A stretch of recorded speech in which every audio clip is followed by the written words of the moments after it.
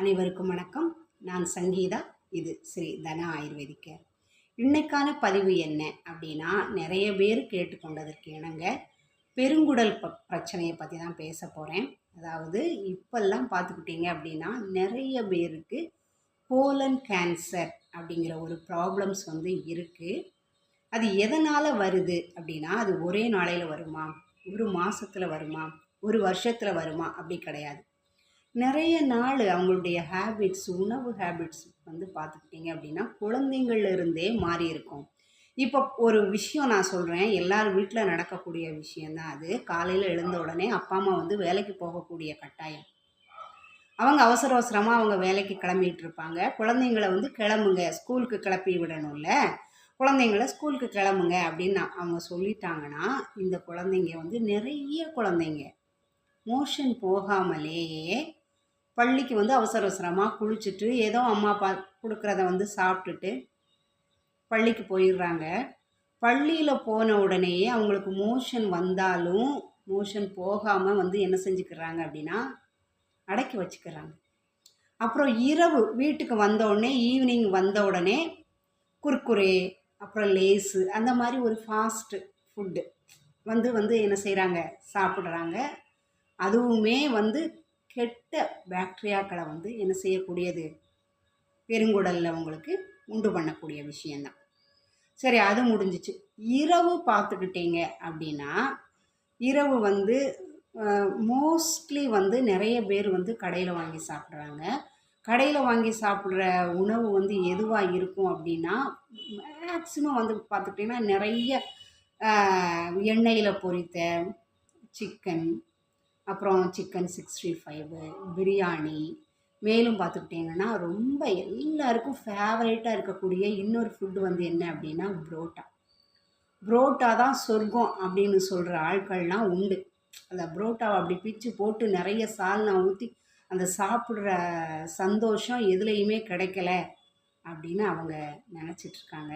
அது தவறான கருத்து. புரோட்டா மைதாவில் பண்ணுறாங்க, கடினமான உணவு. நான் கதைக்கு வரேன். அதாவது இந்த குழந்தைங்க இதை சாப்பிட்டுட்டு திருப்பியும் தூங்க போயிடுறாங்க. மறுநாள் எந்திக்கிறாங்க. அப்போது ஆட்டோமேட்டிக்காகவே குடலில் ஒரு இறுக்கம் ஏற்படும். அப்போது வாயு தொந்தரவு ஏற்படும். இந்த மாதிரி பிரச்சனைகள்லாம் ஏற்படும் பொழுது ஆட்டோமேட்டிக்காகவே அந்த பெருங்குடலில் உள்ள செல்களானது கொஞ்சம் கொஞ்சமாக சிதைவடைய ஆரம்பிக்கிறது. அப்படி சிதைவடைய ஆரம்பிக்கும் போது அந்த செல்லே கொலாப்ஸ் ஆகும்போது அந்த ராஜ உறுப்பானது சிதைவடைந்து விடும். அப்புறம் அதில் ஏதாவது ஒரு டிஸார்டர் வந்தால் அதை ரெக்கவர் பண்ணுறது மிக கடினமானது. அப்புறம் நிறைய ஆனதுக்கு அப்புறம்தான் டாக்டர்கிட்ட நம்ம நிறைய வயிற்று வலி, அப்புறம் மோஷன் போல, கேஸ்ட்ரிக் பிரச்சனை, உடல் முழுக்க வலி, கை வலி, கால் வலி, இந்த மாதிரி வலிகளால் இந்த குழந்தைங்க வலிகள்னு சொன்னதுக்கு அப்புறம் தான் நம்ம எங்கே போவோம் அப்படின்னா மருத்துவமனைக்கே என்ன செய்வோம், போவோம். அப்போ போகும்போது தான் டாக்டர் இந்த மாதிரி விஷயங்கள்லாம் நிறைய சொல்லுவார். சரிங்களா? அப்போ கேட்கும்போது நம்மளுக்கு ரொம்ப வேதனையாகவும் கஷ்டமாகவும் என்ன செய்யும் இருக்கும். அதை முதலிலிருந்தே நம்ம கொஞ்சம் கொஞ்சமாக, ஒரே நாளையிலலாம் எல்லாம் சரியாக்க முடியாதுன்னு நான் சொல்லியிருக்கேன் ஆல்ரெடி. கொஞ்சம் கொஞ்சமாக நாமளே கொஞ்சம் என்ன பண்ணிக்கலாம் அப்படின்னா அதை சரி பண்ணிக்கலாம். இரவு உணவு 7 மணிக்கு முன்னார நீங்கள் எடுத்துடணும்னு நான் நிறைய தடவை சொல்லியிருக்கேன்.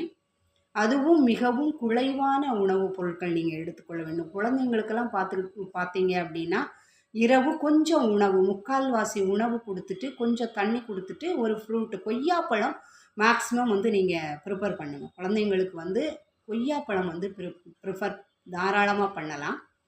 அப்படி இருக்கிற சமயத்தில் நல்ல செரிமானமும் அவங்களுக்கு ஆகும். நிறைய நைட்டு இரவெல்லாம் தண்ணி குடிச்சிட்டு படுத்தாங்கன்னா நல்ல செரிமானம் என்ன செய்யும், ஆகும். செரிமானம் ஆகும். சரி, அதாவது கோலனில் பிரச்சனை, அதாவது பெருங்குடலில் பிரச்சனை இருந்தால் நெக்ஸ்ட்டு என்ன ஸ்டேஜுக்கு வருவாங்க அப்படின்னா பைல்ஸ் பிரச்சனைக்கு வரும் ஆட்டோமேட்டிக்காக. சரி, அதெல்லாம் நடக்காமல் இருக்கணும் அப்படின்னு என்ன பண்ணலாம் அப்படின்னா, தினந்தோறும் ஒரு சிறிய ஆப்பிள் பழத்தை எடுத்துக்கோங்க. அதில் ஒரு 2 ஸ்பூனு நெய் விட்டுக்கோங்க. அதில் கொஞ்சம் ஜாதிக்காய் பொடி என்ன செஞ்சுக்கோங்க, கொஞ்சம் ஒரு பிஞ்சு ஆட் பண்ணிவிட்டு நன்றாக கலந்து சாப்பிடும் பழக்கத்தை வந்து என்ன செய்யுங்கன்னா முதல்ல ஏற்படுத்திட்டீங்க அப்படின்னா இந்த பிரச்சனைகளிலிருந்தெல்லாம் நாம் விடுபடலாம் அப்படிங்கிறதுல எந்த சந்தேகமுமே கிடையாது. இதை மாதிரி உங்களுக்கு ஒரு தகவல்ஸ் எல்லாம் வேணும் அப்படின்னா என்னுடைய சேனலை லைக் பண்ணி ஷேர் பண்ணி சப்ஸ்கிரைப் பண்ணி வச்சுக்கோங்க.